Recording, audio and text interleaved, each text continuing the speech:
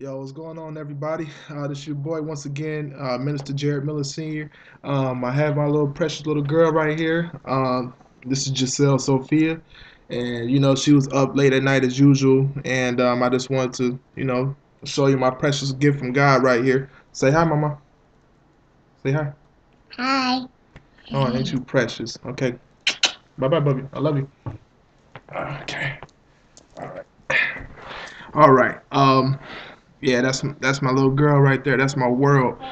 Just in case if you don't know, I became a father, 22 years old, and I have, my wife, she gave birth to twins. I actually have a son and my daughter, which you just seen, and my son, he's a junior, and my daughter, that's my princess. That's Giselle right there. Those kids, they mean the world to me. But basically, today I just want to share with you just my story on the pornography once again. This is the Perils of Pornography Part 2. And I just want to share with you my encounter I had with what I believe was an unclean spirit. I remember just like it was yesterday. It was the fall of 2011. And I remember just laying down. It was about 6 or 7 in the morning. And so I remember it was before my daughter had to go to school. And I woke up and no, actually, let me backtrack. I had a dream. I had a dream that the Lord was trying to speak to me, and in the midst of speaking to me, my mind started to drift towards pornography and lust and things like that. And so, basically, the Lord in my dream, he got upset with me, and he reached down and he grabbed a hold of my head and he shook it real hard just to kind of rattle my mind a bit. And he told me, he said, "Son, that is rude. I am speaking to you." Like I was just straight disrespectful for what I did. And so, basically, after that happened, I woke up. It's like when he shook my head, it felt so real that I literally woke up out of my sleep. And when I woke up out of my sleep, I looked out of my doorway and I'm laying in my bedroom. My door's cracked open. And I look out of my doorway and I see a black figure standing in my hallway nearby my door. And so I'm thinking that it's my stepdaughter. She's in middle school at the time. And so she had to wake up close to this time. So I'm like, hey, Dallas, get out of my doorway. She was creeping me out. And so my wife, she's laying next to me and she's like, babe, Dallas is sleeping. And so I'm like, wait a minute, I know I ain't seeing things. I've always heard stories about demonic encounters and stuff like that. I heard it growing up, but I never really thought too much of it until my encounter. And so I began to look at it and I'm like, okay, what's going on? I'm looking, and as I would look to try to make out the form, I noticed that it had long hair down to the shoulders and everything. But I didn't see any facial features. It was all black. And as I would try to see it, it would move. Like move out the way, so I couldn't really make out the whole form. And at this point, I was filled with fear. And basically, what happened is, I gathered up the family members, got my daughter, my stepdaughter, got my twins, got my wife. We got that oil, and prayed over myself, prayed over my household. And I truly believe that that happened due to my negligence, watching pornography in the midst of my own home. And you will come to find out that watching porn, you are giving demons a legal right and access to your household.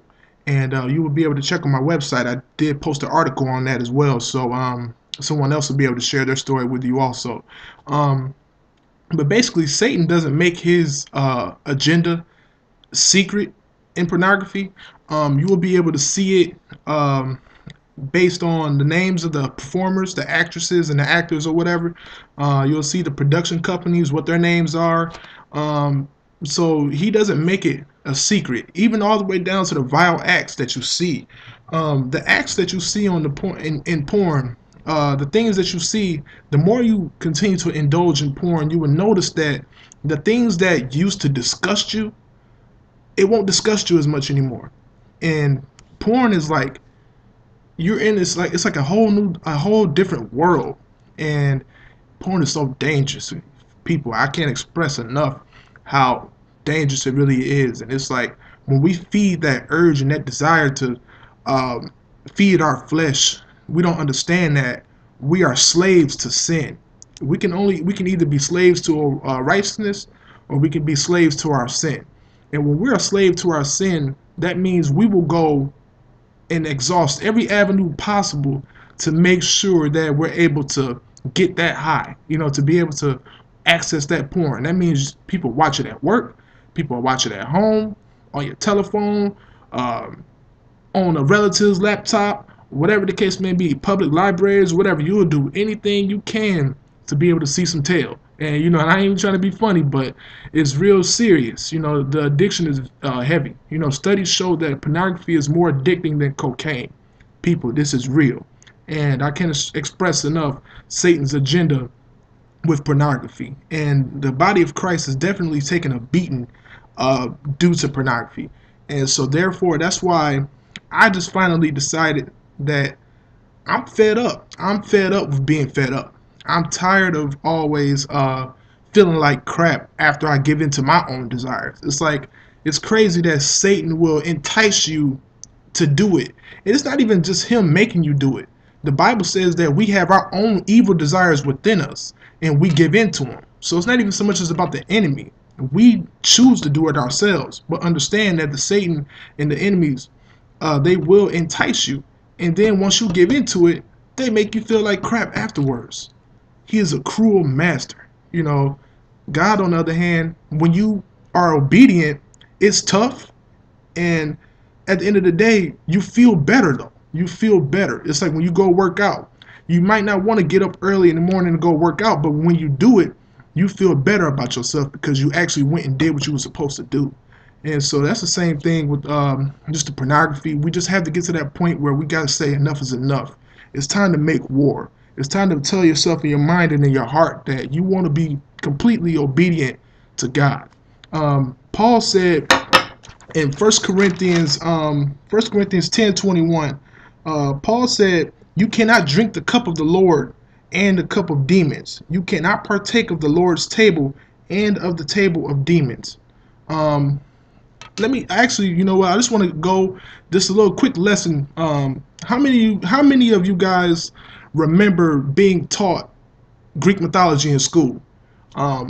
I know I used to love it back in the day. Back in middle school, back in high school, they taught Greek mythology, the god of war, god of medicine, the god of the home, and god of love and all this stuff. But how many of you guys know that there's only one God and one Lord of all things, and he will not share his glory with another?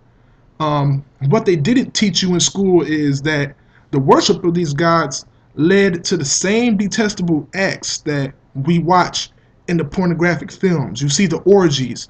There's people that do blood sacrifices and all these other different things that they put on video, and they make it look good, but at the same time, it's still the same spirit behind it all. The same old thing. So Satan doesn't really change his tricks. The tactics are different.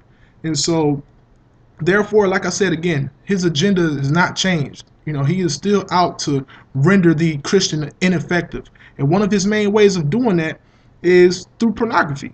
Lecrae said it best. He said, yes, I want to change the world, but this porn on my laptop got me stuck. It really feels like you're stuck when you're watching it. You're in a trance or something like that. But Christ has the power to break you and set you free from this addiction. It is a real deal addiction. And Christ is the answer, like I said in my previous message. And it's definitely a terrible thing because the actresses, the performers in porn, and the viewers are both in bondage. And so we also got to think about the people that we're viewing. These folks are under complete influence of the enemy. And if they don't get their lives right, they'll be going to hell as well. And so it's one of those things where we got to view these people, their souls. These are people that are lost souls. And yet at the same time, we're participating in the things of demons. It's like we're living a double life. We cannot do that. That is severe consequences for trying to live a double life. We cannot do that. No matter if you're doing it behind closed doors or whatever. It is time to make it up in your mind and in your heart that you will not do this. And it's not even just trusting in your own ability and your own power. Trust in the power of the Lord. He can do all things, and we can do all things through Christ who gives us the strength to do so. By our actions, we display how much we love God. So do you love him enough? Do you love him enough to give up porn? Yes, it will be a struggle. God never said it would be easy, but it is well worth it in the end. Choose to love God and hate sin. Christ has set us free. We are no longer bound. Believe me, this has been an issue for me for such a long time. And one day, I just got fed up. I just got fed up. And I said that I'm going to put God over porn. So definitely check us out. Reach One, Teach One Ministries. We have God over porn. I definitely want to be someone who will support you in this walk and keep you accountable, whatever the case may be. But I love you guys. I thank you once again for tuning in to another one of my messages. God bless you. Peace.